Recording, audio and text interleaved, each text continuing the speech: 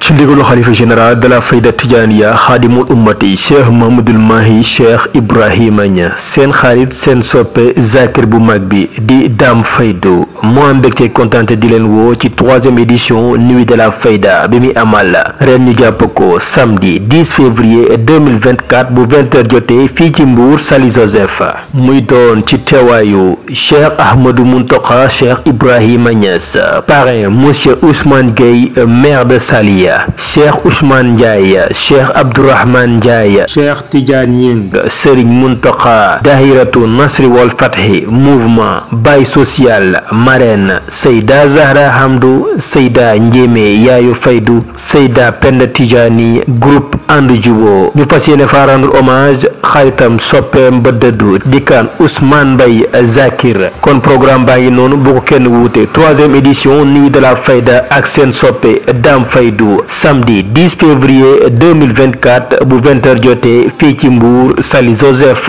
infoline 78 559 74 wala 77 545 01 80